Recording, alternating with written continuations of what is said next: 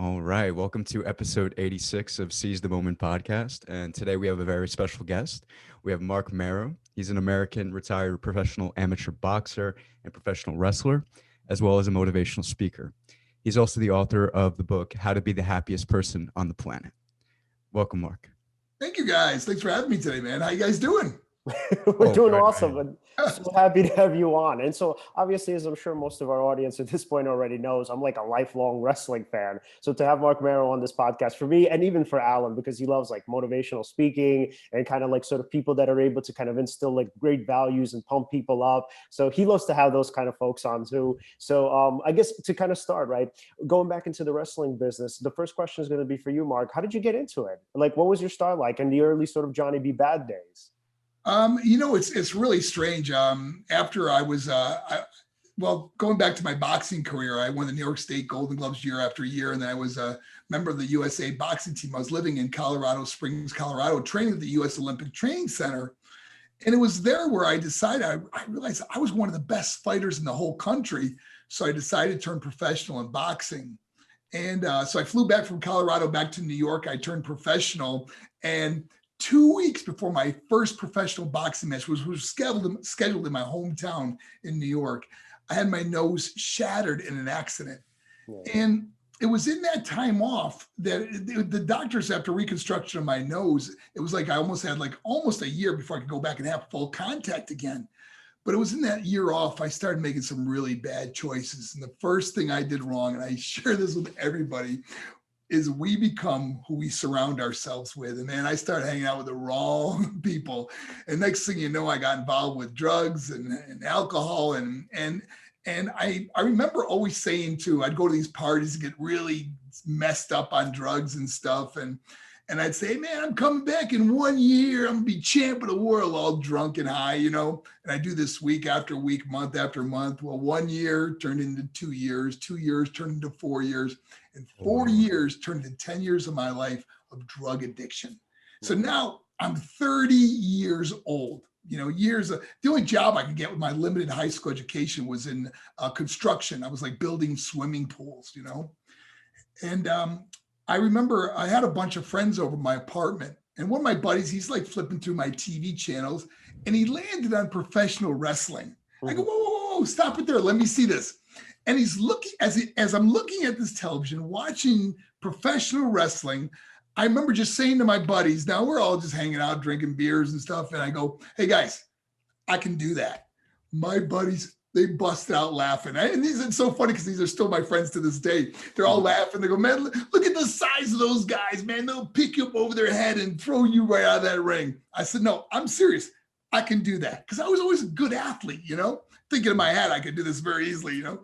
And so at the gym I trained at, there were some guys that would drive I was living in Venice, Florida at the time. They drive from Venice, Florida to Atlanta, Georgia, hoping to be picked for WCW TV tapings as one of the guys that just gets beat up on TV for like $150, Just refer to him as a jobber enhancement guy, And I remember saying to them, I started going to Malenko's school. Dean Malenko's dad was Boris Malenko.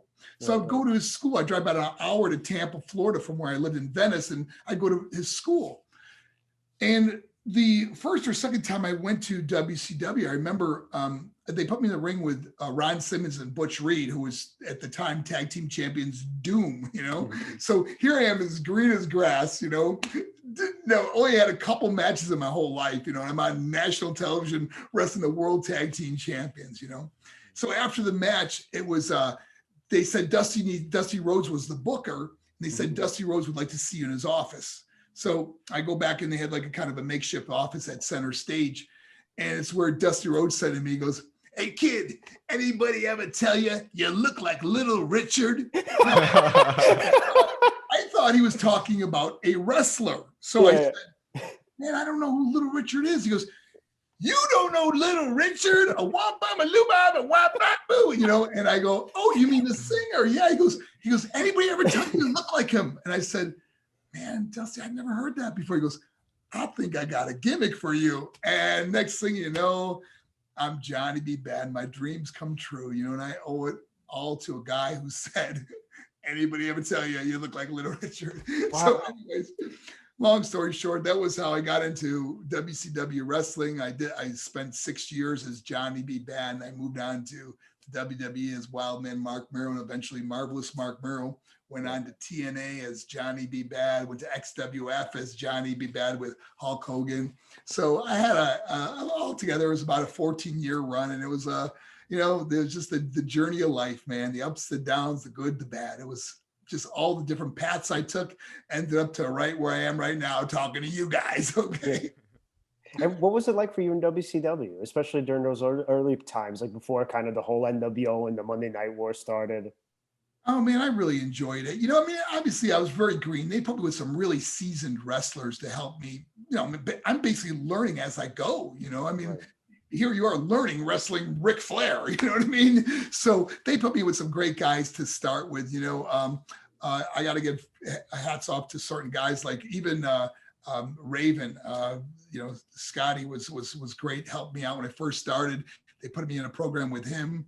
The list goes on. Ricky Morton, Steve Regal was so inspirational. Paul Levesque, Jean-Paul Levesque back before he was Triple H, wrestled him many times. Stone Cold Steve Austin, when he was studying Steve Austin, wrestled him hundreds of times. So guys that taught me as I went along. And then me and Diamond Dallas Page would go on to the power plant and work on our moves and our matches. So they put us in a program together, and we had the best time. To this day, he's one of my closest friends. Yeah. Yeah, and DDP is awesome. Shout out to him, who was obviously on our podcast several weeks ago. Cool. Yeah, I live close by him, so he's got me doing the DDPY yoga. I can now put my foot over my head, like. Thanks, DDP. What's so cool is that, like, I think that you and DDP are literally like me and Alan. Like the way you guys kind of hang out and interact, like how you guys have the same things in common, where you guys will do the yoga. Maybe you guys have some other sort of athletic activities in common. So kind of like us. So it's really cool. It's great to see you guys like being such good friends. Yeah. Well, the thing I love about Dallas, and it's my passion also, is helping other people. We found no greater joy in our life after our wrestling careers ended to make a difference, to inspire others to be the best version of themselves they can possibly be. And me speaking at schools all over the world, I mean, man, my school program took off so much. We even went to Russia and spoke at schools in Russia. Last year we were in Guatemala. So it's just taken off. And as much as I enjoyed the wrestling chapters of my life, you can't even hold a candle to what I do now, and the joy I have in my life, the happiness it's brought me, just making a difference. I mean, every day I receive so many letters of someone that said, whether they saw a video of me or they saw me in person, or they're going through a hard time, they remember what I said some years back or something. So seeing those every day is just a joy to wake up to and see new messages. I got one today that just blew me away, and I can't wait to spend some time and write this person back. Oh, what did that person say, if you don't mind? I'm sorry? What did that person say, if you don't mind? I can read you the letter if you like.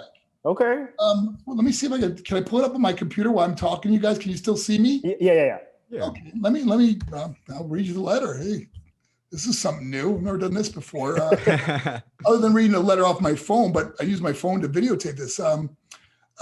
Okay, here we go. It says, your video about your mom inspired me. My heart hurts so much, Mark, and I needed to hear that message. My mom has congestive heart failure, and I don't talk to her enough. I love you, and thank you for the video. I drove to my mom's house tonight. My two older brothers have put my mom through hell. She raises 3 of my nephews and has cardiomyopathy, and can pass away at any time. My brothers break her heart, and I watch my hero, and the only person who has never given up on me, watch her heart break. Then she says, he said, I battled my own depression and had a hard time watching my mom hurt and not being able to do anything. Tonight, we watched your video together. We cried. I gave her a big hug and told her how much I love her. I watched you wrestle my whole life as a kid, as a villain. Who would have thought that you would have become my hero later on in life? So that's just an example of some of the letters I get every day. And I don't know, guys, I'm just so blessed to know that somehow, some way, my heartbreak is other people's wake-up call. Yeah. If you don't mind me asking, what happened with your mom? My mom, guys, I don't know if you know this story, but I was wrestling over in Japan. Many years of my life of drug addiction, I would come home and, my friends would drive me home. We'd be drunk and high in the car.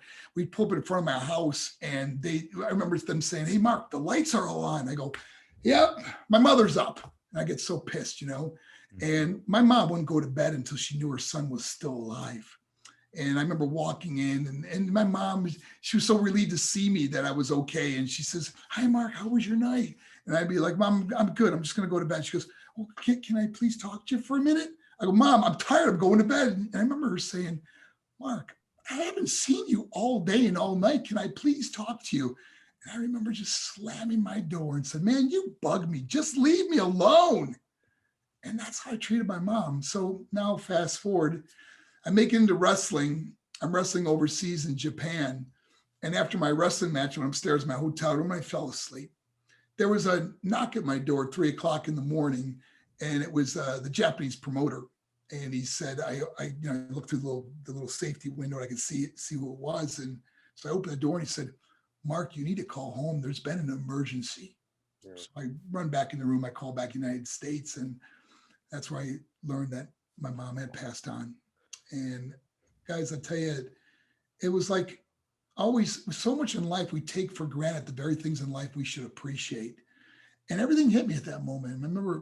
I remember just dropping the phone and running out of my hotel room. I took the elevator to the lobby, and I remember when the doors opened up, I just ran out into the street of Hiroshima, Japan. I mean, there was no cars, there was no people. It was 3 a.m. And I just walked down the middle of the street. I remember just looking up to heaven and just saying, "Mom, I am so sorry." And it just hit me there, man. I remember I couldn't even, when I went home for a funeral, I couldn't even walk up to her casket. I was just in so much just grief and just so mad at myself, for missing out on those moments with my mom. And, guys, other than God's love, I don't think there's a greater love on this planet than a mother's love for her kids. And sometimes you don't realize what you have until it's gone. And unfortunately, I learned the hard way, but I use that today as my heartbreak for someone else's wake-up call. And it seems to really make a difference. Yeah. And how was she in terms of your wrestling career? Was she like supportive and inspiring? Oh my God, my mom, she, every sport I played, she worked 2 jobs trying to support us kids. But man, when I had a sporting events, if she could be there, she would absolutely be there. And one of the things I share in videos is like, my mom would be like at all my sporting events. So I remember playing football. Now, football games, most of the parents, they sit up in the bleachers or the stands or whatever to watch their kids play, Yeah. My mom had to be on the sideline. And if the play on the field started going one way, my mother would run along with us, like along the sideline. "Mark, get him. I'd be like, oh my gosh. I was so mad, guys. And I remember I'd be in the huddle and my buddies would go, "Hey man, Mark, is that your mother?" And I'd look up and say, "No, I never saw her before in my life." What's that lady? But anyways, guys, that's what I was just so blessed to have in my life is, a mom that just was always there for me. And so I think it's really helped other people build stronger relationships with their parents. And then also, I share about my little brother and sister. They both died at 21. I share the story about my father. He died while I was holding him in my arms. So I've lost so many close people. I mean, I only have my brother Joel and my sister Jody left as my siblings. My other ones passed on. But I use these stories to inspire others to build relationships. The greatest thing we're going to have in life is relationships. When you're on your deathbed, you are not going to care how many followers you have on social media. You aren't going to care what someone said about you. You are just going to ask for your loved ones, whether it's your husband, your wife, your kids, your family, your siblings, whoever. You're going to want to be with them. And that's what life is all about. And when you learn that and understand that, you realize what's truly important. Yeah. Do you feel like in those early, go ahead, Alan. No, actually, you go ahead. I'll ask after. Okay. So Mark, do you feel like in those early days you were chasing and pursuing fame? Oh, absolutely, man. I mean, when you grow up, you're led to believe. I have a little book that I have since I was 10 years old, and that little book I wrote, and it's so funny because most of the things I wrote down as a kid, they eventually became a reality in my life. And I use this to teach people about writing your goals and dreams into existence, or speaking it into existence. But writing it down is a whole nother chapter that I talk about in my book and in my life. Is about, I wrote down, I'm going to be a professional athlete. I wrote down I'm going to win Rookie of the Year. I wrote down be a millionaire. I'm gonna, all these, materialistic things. I want a fancy black Cadillac. I want a big house. All these things you think are going to make you happy in life, the material things. And you realize we chase these material things in life, and because you learn that money is the key to happiness, and because we see all these rich and famous people on television that are so happy, they show their cars and their houses and all the cool things they got, But I realized that happiness is actually the key to success, and happiness is a choice we all have the ability to make. Like I told you earlier, man, I can think about all the bad things in my life. We're going through this pandemic. I can't do live events right now, or how depressed or bummed out I could be. Or I can think about the blessings in my life, man. I thank God I don't have the coronavirus. I can do virtual events on social media through my podcast, or through other avenues of where people could see me, so I think about these blessings in my life, the friends and family that I have, and man, it's more than counting my money. I count my blessings. Yeah. Yeah, and it's like with wrestling, it's such an unforgiving, or can be such an unforgiving business. And so for you back then, right, back in kind of the wrestling days, how were you able to pick yourself up and inspire yourself to keep going forward? Especially like, let's say throughout injuries, maybe difficulties you had with some of the promoters, sort of like what were the mindsets you had back then, and how did you think about things? Well, wrestling's a real strange dynamic. There's some people that are really good politically, being a good wrestler, like, for example, I got to say, maybe 20, 25 spots available for television when you really think about it, Yeah. And if you're not jacked up, ready to go, there's 100,000 people behind you that are. So to keep your spot, or to be relevant, you have to really perform. You have to, be good on different aspects of whether you're a good talker, whether you're a good wrestler, and combining those things, good athletic ability or whatever it would be, and there were certain things I was really good at, and there were certain things I was not very good at. I was not very good politically. I'll be the first one to admit it. I wasn't one of those guys that is out partying with the promoter, or being a best friend with someone that had political influence. And I look back on my career and I think, I wouldn't change anything. Because like I said, all the paths I took in my life ended up to right where I am now. And maybe if something changed different back then, it would have changed where I'm at right now. And I wouldn't change this place to be for anything in the world. Yeah. And I was wondering, how'd you actually get started in motivational speaking? Well, it's funny because after wrestling ended, I was a personal trainer, believe it or not. I mean, after my divorce, from Rena, who was Sable, my life kind of took a downward turn. The housing market crashed, and I had so many financial difficulties. And so what am I going to do? I got to get a job. I mean, like a regular job. Mm-hmm. And so I became a personal trainer at Gold's Gym, in Altamont Springs, Florida. And I remember, I even remember, like, people would come in, they go, "Oh my gosh, Marc Mero." They go, "What are you doing here?" I go, I work here." They go, "You work at Gold's Gym? What do? You own it?" No, I go, "No, I'm a personal trainer." And it was kind of a humbling experience. In other words, people try to put you on this pedestal, but I'm no different than nobody else. I don't think myself as any better than anybody else. But here's what I did. I took personal training it's like whatever I did in life, I really wanted to be good at. And my clients started getting the best results. In other words, I was able to inspire them and train them, and people were losing weight and getting in shape. And it was just incredible. So I had the overwhelming clientele, so I was doing really well financially as a personal trainer. And I said, not like wrestling money, but, it was good. So I opened my own gym and hired other personal trainers, and it really took off. But at that point, I got a phone call from Melbourne High School football coach. And he said, hey, Mark, we saw you on some of these news shows. Would you mind coming and speaking to our football players? I said, yeah, sure. Why not?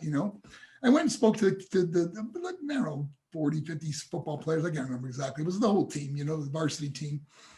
And as I'm talking to them, I noticed that they're really engaged in what I was saying about just overcoming adversity in my own life and, getting off drugs and all these different things. And it really inspired them. So I started getting some emails from some of the football players. Man, you really changed my life. And it was really cool. It's like, wow, what a great feeling that was to do that. Well, unbeknownst to me, the football coach called another school and said, hey, we just had this guy here talk to our kids. He used to wrestle for WWE, great guy. They really inspired him. So that school said, can you come and speak to our whole school? So now it's my first assembly in an auditorium. And so I just, it was like trial and error. You learn what works, what doesn't work.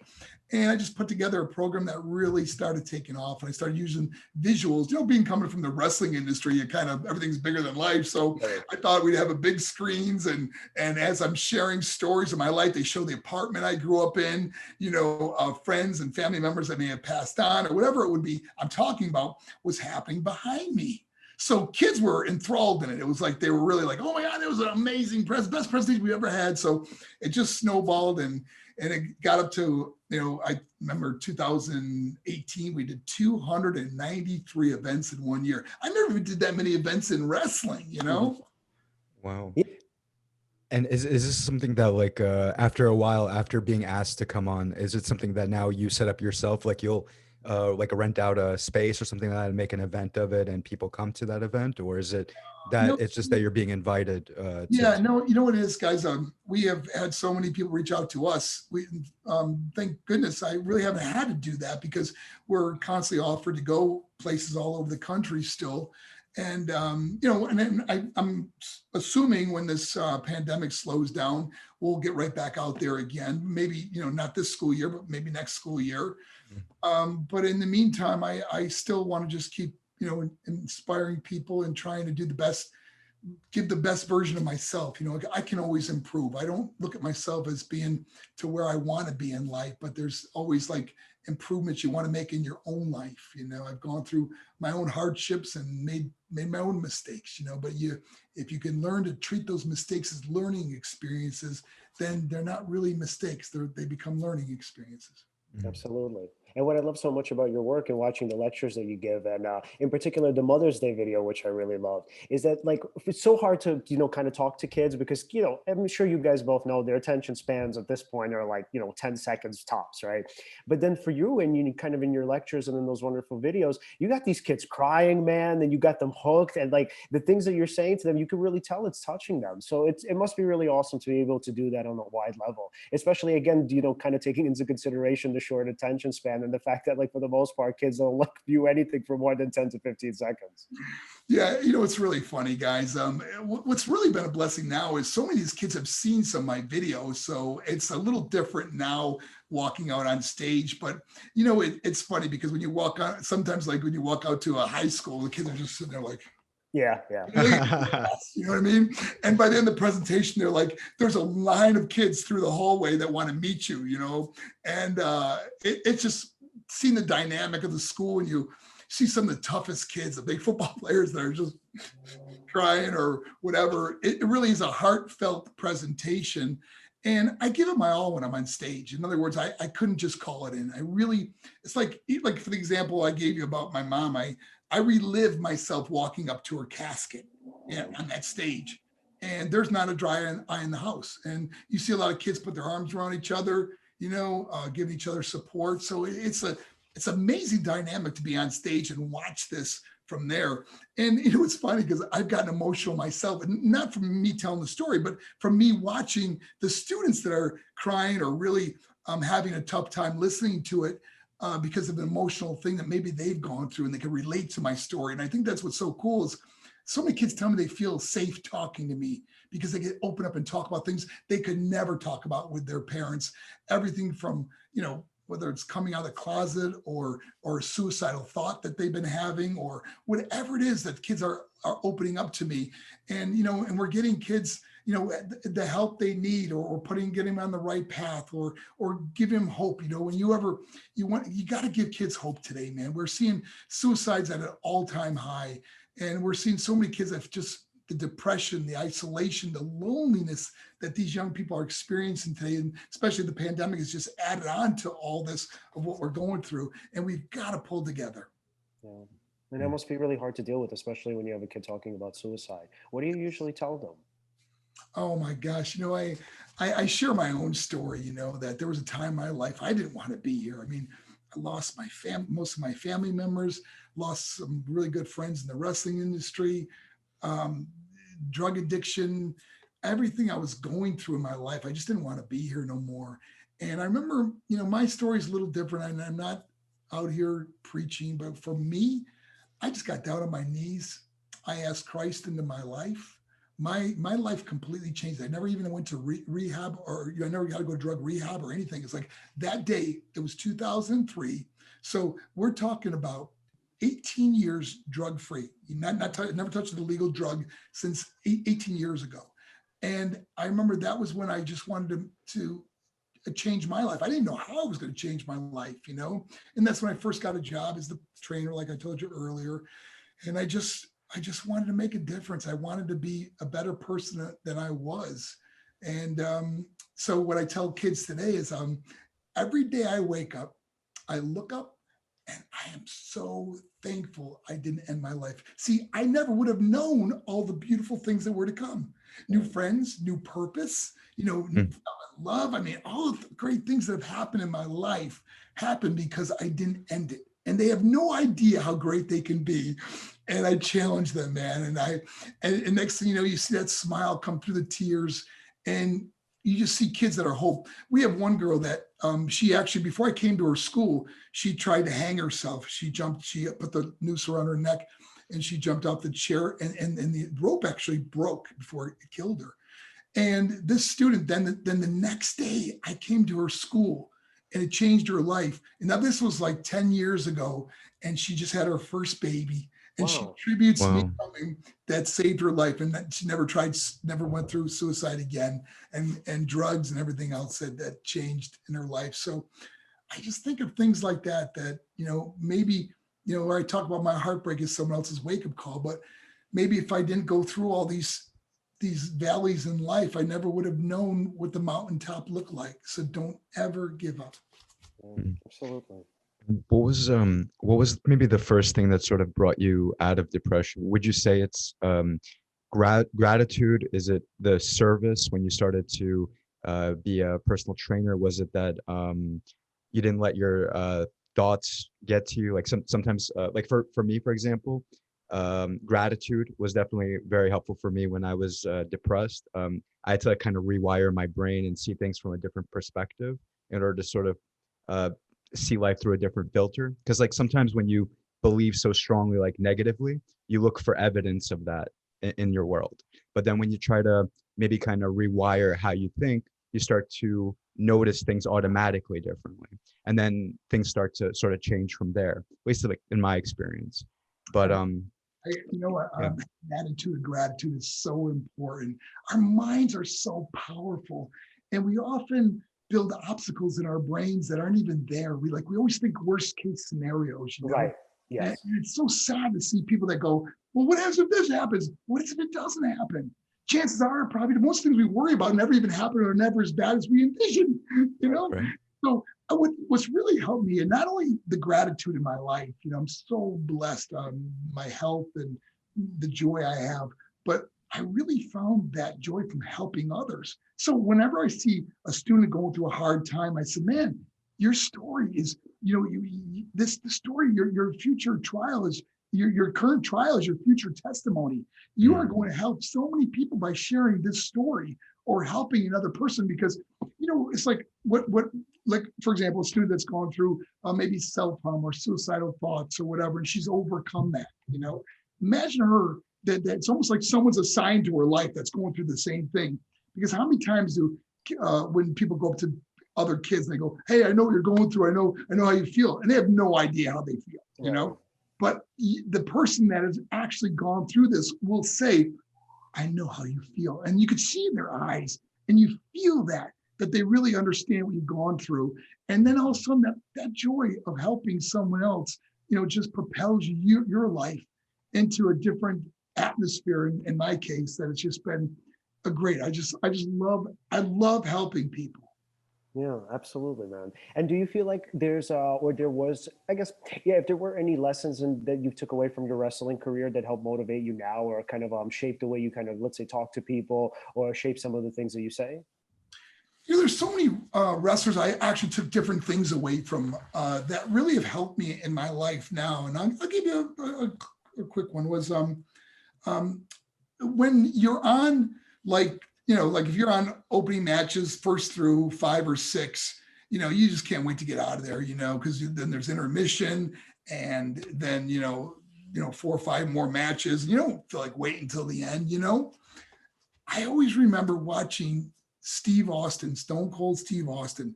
He'd always watch the matches, and he'd peek through the little curtain, and he'd watch the matches and watch the matches. And I would think, oh my God, this guy watches every match. And the thing I didn't realize is that when I wrestled him, the reason why we had such great matches, he knew all my moves. He knew, he had in his mind how it would be to work with me and what I could and couldn't do. And he became such a ring general. Like he just absorbed it, And I remember I couldn't wait to get out of there, and there's Steve looking through the curtain watching a match, Right. And I was always like, and I actually told him this when I was on his podcast, that, man, he just was so talented. And I took that work ethic that I watched him back then, because I wasn't doing it. I would go to the power plant, work out with Dallas and stuff, but he didn't have to do that because he just knew everybody's moves and everything. And I took that same work ethic that I watched Steve Austin do in wrestling, and guys like DDP and guys that had this incredible work ethic. And I took that into motivational speaking. And that's why I was able to do so many events in a year, and just keep the grind, keep it going, man. There's times where you just go, oh man, I don't feel like doing this day. There was days I had to do 5 presentations in a day. Wow. Oh my gosh. I mean, each one's an hour. Now that's just on stage for an hour. The prep and the meeting the kids after, it just takes a toll. Imagine doing that 5 times in a day, just wears you out. But I learned that work ethic watching people that did it day after day. And Stone Cold Steve Austin, I owe him a debt of gratitude for that. Yeah. And he seemed like he was like, him and Jake the Snake seemed to have been like the ultimate sort of ring tacticians and psychologists. Like they kind of already knew, they had a feel for what the person was like. It seems like right as soon as they got in the ring with them. Yeah, it's funny because I get letters from kids all the time that are getting into wrestling, and they said, what is the one thing I should learn, or what should I do? And I said, man, learn ring psychology. Watch Matt. Don't just watch the moves. Watch the reason why they did that move. Watch some guys like, man, there was guys I wrestled that I look back and I think about how good they were, like how great they were. Right. Eddie Guerrero, Ric Flair, a night off. Like you saw your name on the bulletin board. That they used to put it in chalk on a bulletin board before the matches, who you were wrestling that evening for television or wherever you were going. And you'd see your name if you saw Steve Austin or Eddie Guerrero or Ric Flair, Triple H, Steve Regal. The list goes on and on. It was like a night off. It was like a joy. Like you go, oh my God, this is going to be a fun night, because you're wrestling guys that, man, it's almost like you just listen to them. You just listen to them, and they were so good and so talented at what they did and do that it made you a better wrestler. Wow, that's so awesome, man. Who would you say, I guess, or what would you say are some of your favorite matches and some of your favorite sort of, I guess, rivalries? Well, it's funny, Diamond Dallas Page, because we're such close friends, that when we would, when you potato someone is when you hit them a little too hard, mm-hmm. Dallas and I, we're so close, like we didn't care. It was like, a lot of guys would be really offended if you hit them too hard or you did a move too abruptly or something that, and you really do got to take care of each other. Don't get me wrong. It's not the right thing to do. It ever hurt anybody in wrestling. But DDP and I, it was like there was real fights I was in that were easier than wrestling DDP at times. Mm-hmm. And we laugh about it because we were trying so hard to be relevant in the sport. We'd be like opening match on a pay-per-view, And we just we wanted to improve so much. We both won like a most improved wrestler over the years. We both won rookie of the year. So we really pushed each other to a different level. So I always enjoyed wrestling Dallas because we were such good friends. But guys like Nights Off, like Eddie Guerrero, that was it's a fun match with him. Stone Cold, man, I learned how to become a really good wrestler because of someone like Steve Austin and Triple H and Steve Regal that taught me so much. I learned so much from those guys in the business. Wow. And so, and in terms of, I guess, well, let me see, I guess, so in terms of like ring psychology, right? Who would you say is sort of, I mean, I guess this might be a difficult question to answer, but who would you say is sort of like the best kind of in-ring performer that you've ever been in the ring with? Who would you say is like the guy that when he kind of comes there, where you know it's going to be just an electrifying match? Stone Cold Steve Austin. Yeah. We had a match, King of the Ring, and we just found out we were like wrestling each other, and next thing I know, it's like he just, we just would talk before the match, and it was like a real short conversation. He goes, I'm gonna do this, and I'll call this. And he goes, if the crowd's not with it, I'll change it up. Or like, that's where you go, wow, if the crowd's not with it, I'll change it up. You hear that? Because you're focused on A, B, C, D, E, F has to happen, Right. And if he goes A, B, and I'll say, no, we're not doing C, D, E. We're going right to G, H, I, or something. Wow. And he could do that, man. And it was so fun, like to wrestle him in a house show where, it's not television, but you had a big crowd at a house show, and he would gauge the match on how the crowd's reacting to things. And he was so good at that. Wow, that's actually so amazing. Because that's like, he's like the Tom Brady or the Peyton Manning of professional wrestling. Like he can call an audible like that. Now, probably the best wrestler when you talk about moves and that new moves that you'd never even dreamed of doing, Eddie Guerrero. Oh my, that guy. You know what? When I wrestled him on Nitro, and it was I think it was, I don't know, a 15 or 20 minute draw match or something, and Eddie showed me moves I've never even done before that we did on live television, He goes, I go, Eddie, I've never done that. He goes, don't worry about it. You can do it, And it was like, wow. He just gave me the confidence and being in there with him. Wow. I can't even say enough good things about how talented that guy is. Yeah. Was he the one who taught you the shooting star press? No, I actually saw that first over in Japan. Mm-hmm. And I can't remember who I saw do it, but I remember that no one's ever done that in WWE at the time, Yep. And so I brought there, and then I brought a move that I don't know if I've ever seen it again. It was the Mero salt, where you're facing one way, you jump up in the air, hit the rope, and do a moonsault backwards, And the reason I did that was I used to do it as a kid on the diving board. So who would ever think that I'd learn a move that I would bring to professional wrestling on a diving board? It was so funny because when I first decided to do the wild thing or the shooting star press, it was on a pay-per-view, a SummerSlam against Goldust. And as we're talking about the match, I said, so here's what I want to do. I got this new move I want to try. And he said, well, what is it? I go, well, here's what I'm going to do. I'm going to Samoan drop you in the corner. I'm going to go top rope, and I'm going to do like an inverted flip. He's looking at me, goes, huh? He goes, well, how are you going to land? I go, well, I'll open up and land. We'll land like chest to chest. And he goes, he's looking at me like, what the hell are you going to do to me? And he goes, and I go, don't worry, I'll protect you. And he goes, just do it. He was like, just do it, So of course in the match, and now, it's different when you're got a live crowd sold out. I think it was in Indianapolis, SummerSlam. And here I am climbing the top rope for this move I've never done before. I've never even tried it on somebody before. And I remember just throwing myself backwards and opening up and landing on him, and we didn't get hurt. It worked perfectly. And I've never hurt anybody since then. I shouldn't say that. I think it was, who did I hit on my knee on their face was, oh gosh, I can't remember his name offhand. Gosh, I hate to say this, but it was a gentleman that got paralyzed. Oh wow! By was it Darren Drozdov? Yes, Droz, man, great guy too. I remember just overshot a little bit, and he didn't break nothing or hurt him. He didn't even. That guy was so tough. He didn't even complain. He didn't even say anything about it. But it was like I was so sorry when I realized my knee hit him, in the face. Yeah. He was one tough son of a gun.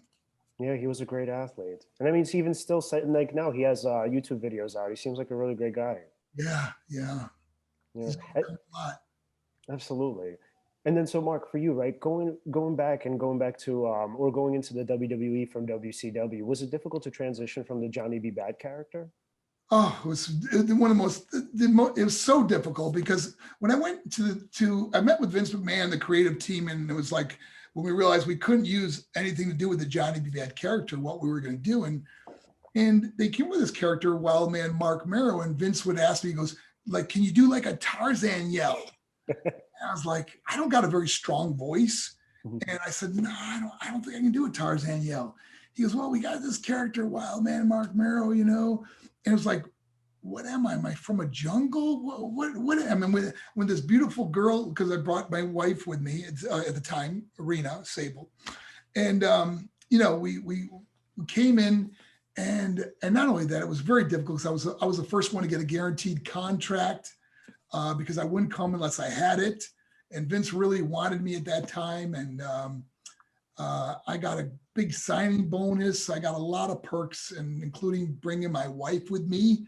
You know, everywhere I traveled, she got to go with me before she was even signed as Sable. That was part of my contract, was to have my wife travel with me.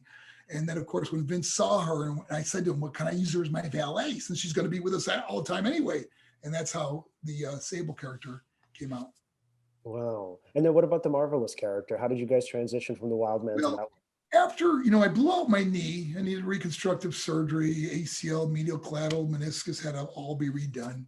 And it was like, I think I was out for like 7 or 8 months. And at that time, Sable became very popular. She was like, you know, going out there, you know, wearing someone's T-shirt and to sell for like Stone Cold. She wore like a 316 and they'd sell, and then she had her Sable Bomb shirts, you know, all these stuff that she was selling. So she was doing really well. So they brought me back as kind of the heel, like the jealousy of, you know, her getting over and me not getting over. And so, you know, hey, we're all for it because they're like, at that time, we're making great money. And so it was, and Vince Russo, we kick ideas back and forth with Vince Russo. And, you know, I had a lot of fun. You know, it was like knowing I'm going to be the fall guy and she's going to just skyrocket. Of course, I'm fine with that, you know, and it was really hard because I remember being at the time, you know, after she Sable bombed me, I was going to go into a program with Steve Austin, Stone Cold. And he ixnayed. He goes, I'm not wrestling someone that got beat up by a girl. You know, how does it look for me? And I could totally get that now. But at the time, you know, it's like, hey, who cares? You know, wrestling's wrestling, you know. But I understand that and totally respect that opinion and decision. Makes sense, yeah. But at the time, you know, you're making great money. We're both under guaranteed contracts. So we're living the life. Well, what were some of your favorite parts of the Attitude Era? My favorite parts, you know, just getting to wrestle guys I never would have wrestled. You know, it's like going to WrestleMania was a big highlight. Thinking about this, we wrestled. I remember we did it the first. I did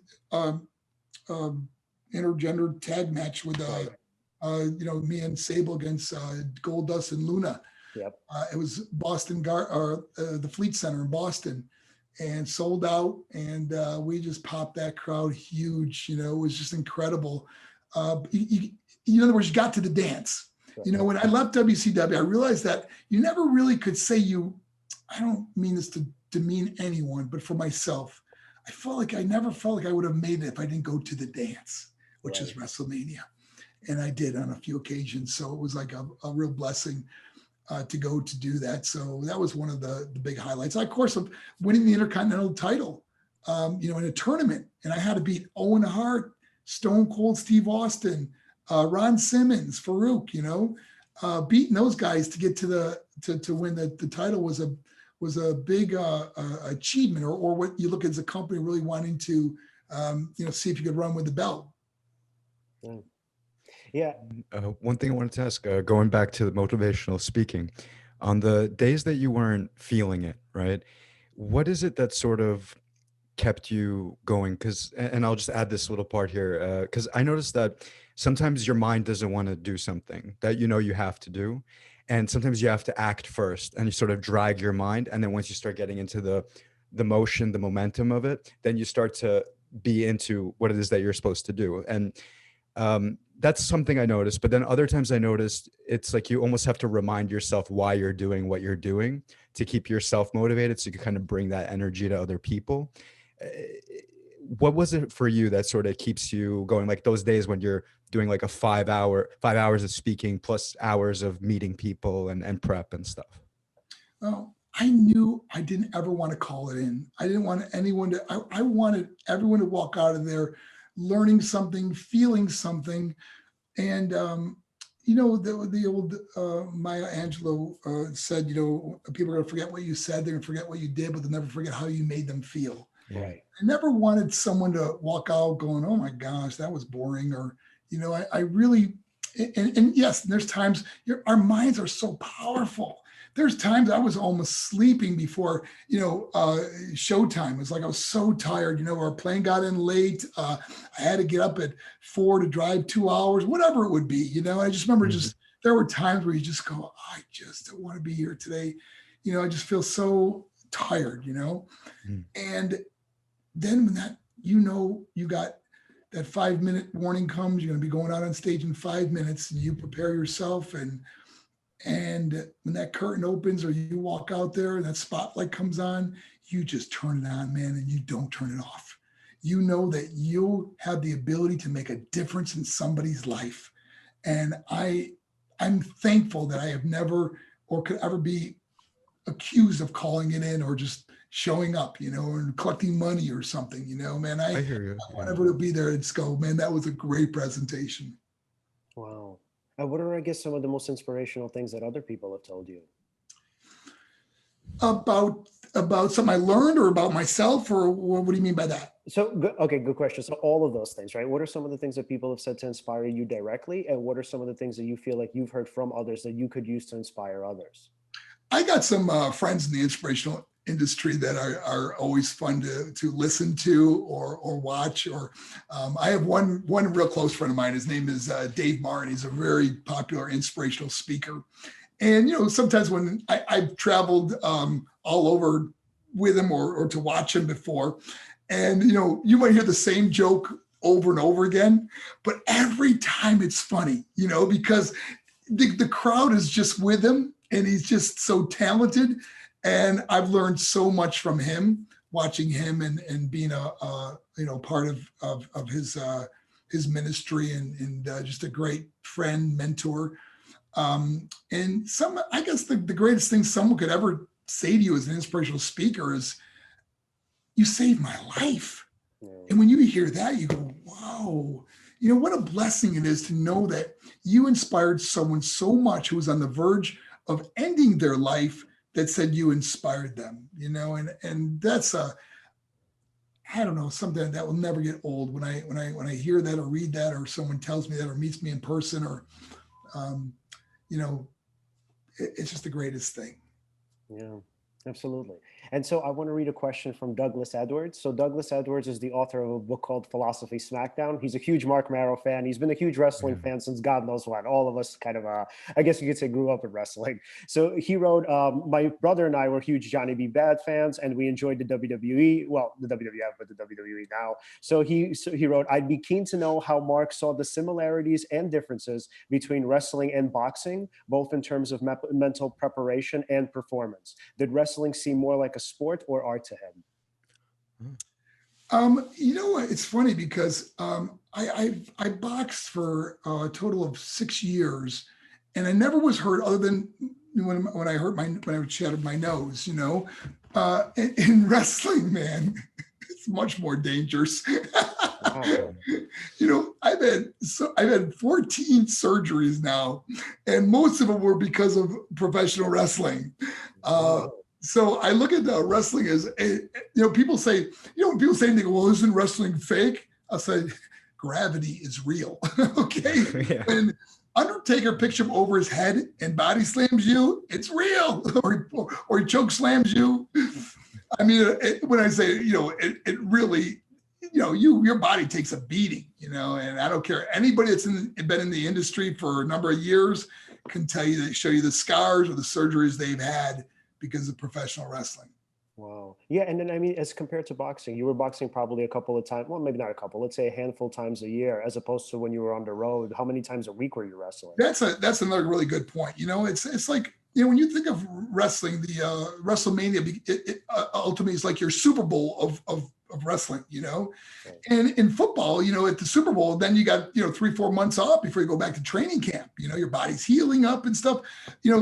After our Super Bowl, WrestleMania, we're at Monday Night Raw the next night, So if you're one of the guys that are on television, you do not get much of a break. You'd average, 230, 250 events a year, and your body takes a real toll. And there's nights that you landed wrong, you tweaked your ankle, your back or something, and you got to be out there the next night. And thus a lot of the pain medication become a problem because of guys that were hurting so bad. And, you don't want to lose your spotter. You can't call it. There's no such thing as calling in sick.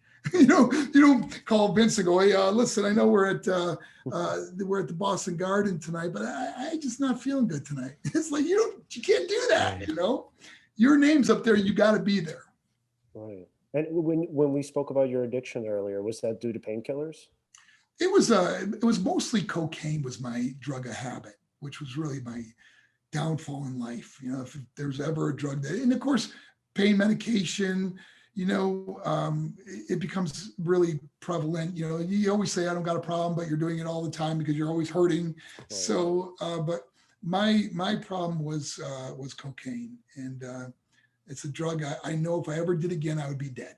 And right. I'm so blessed to be away from drugs. And, I feel great. I mean, I'm going to be 61 years old coming this summer, and I feel like a kid. My body's all healed up, through all of the surgeries, and I just am blessed. I really am. Wow. What sort of helped you with the drug issue? Was it like a support group? Was it friends, family? Did you sort of pull yourself out because you didn't like what life was like with drugs? It's a great question. I kind of answered it earlier. For me, it was much different because it was my faith in God. And everyone has their own thing. And I'm not saying, the special groups that help you with drug addiction and rehab centers and things like that are wonderful, but different things work for different people. Mine was, getting down on my knees and asking God into my life, and that changed it for me. Doesn't mean I don't make mistakes or, do stupid things where you just go, what am I doing? It just means that you keep trying to do better in life. I hope to be an example of someone that's overcome adversity and made a difference. Do I fall at times? Yeah, not with drugs. Like I said, I've never done an illegal drug, and now I'm on my 18th year of staying away from drugs. So I'm blessed in that area.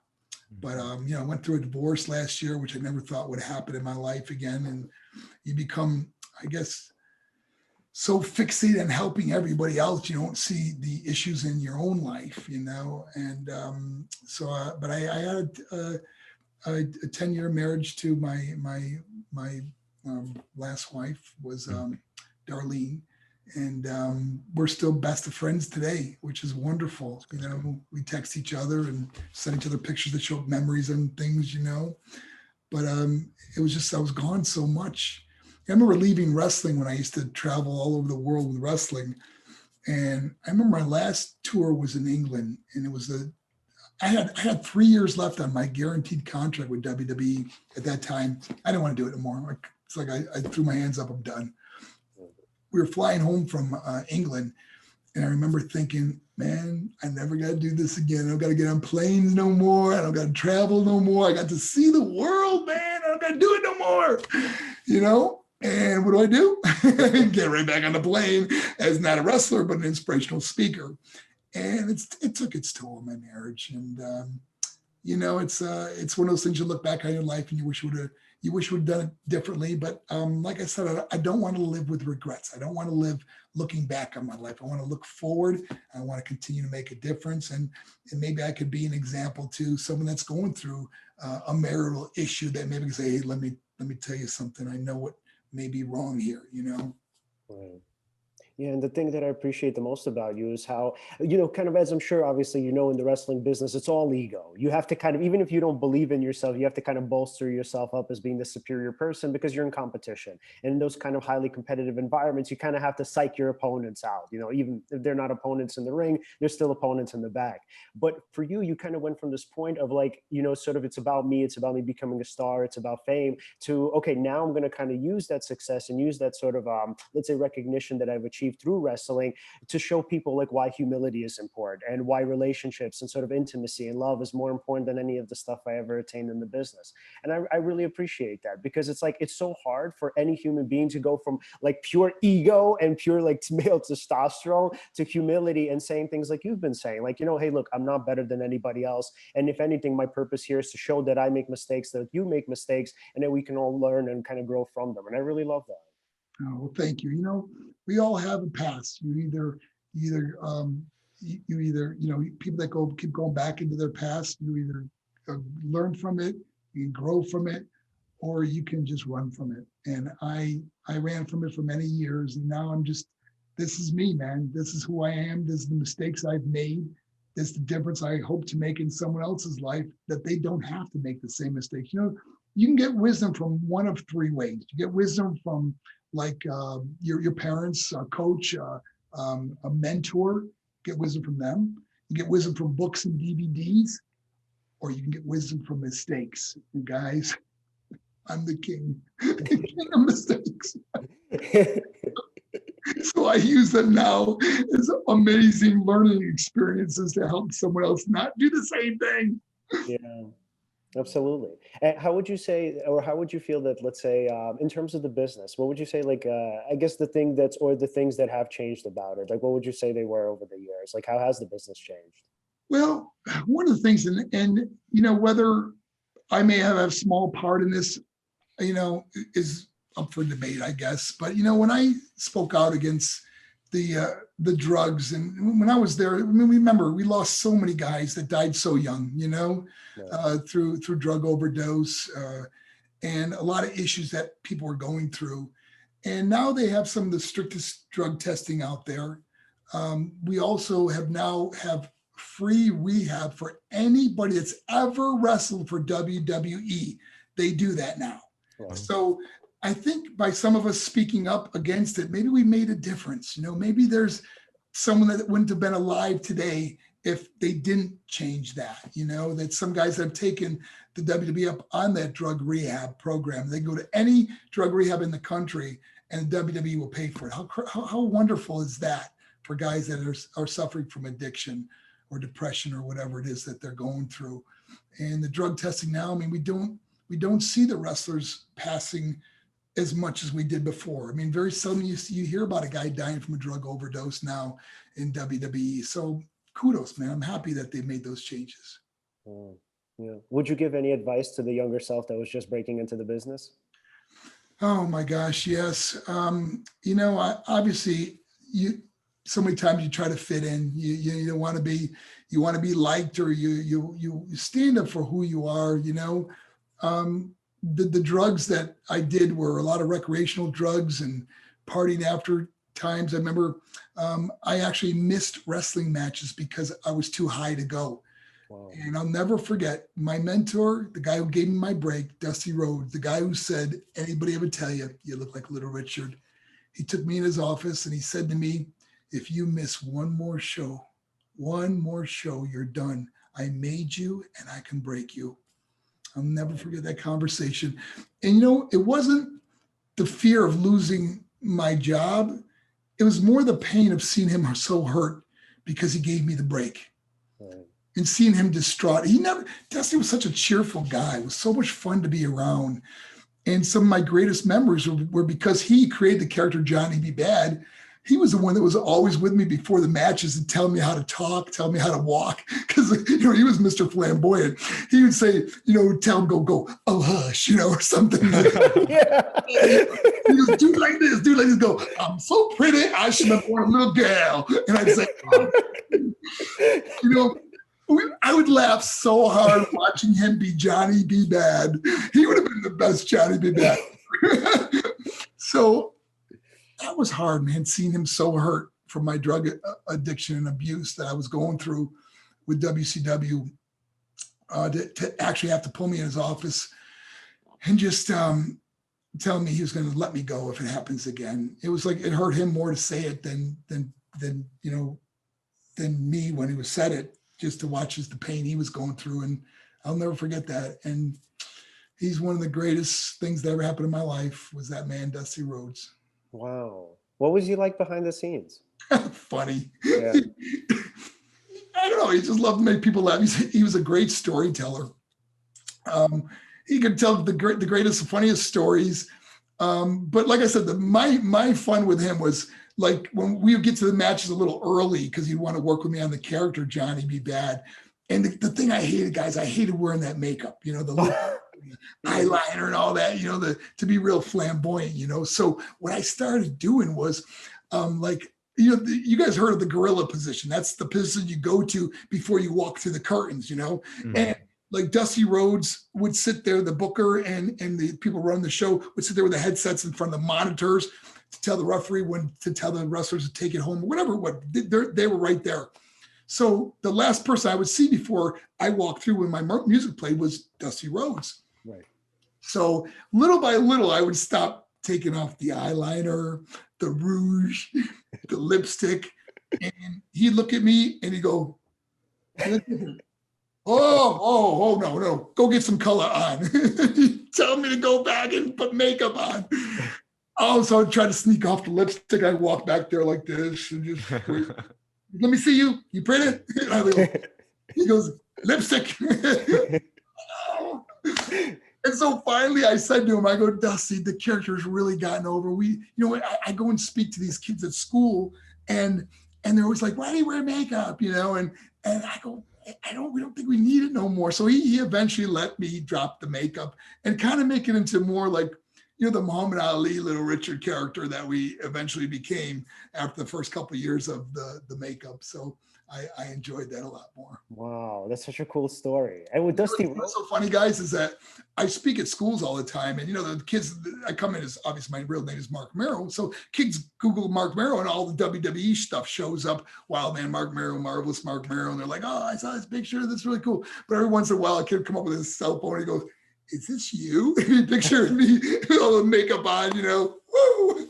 No, I never saw him before in my life. No, I'm just kidding.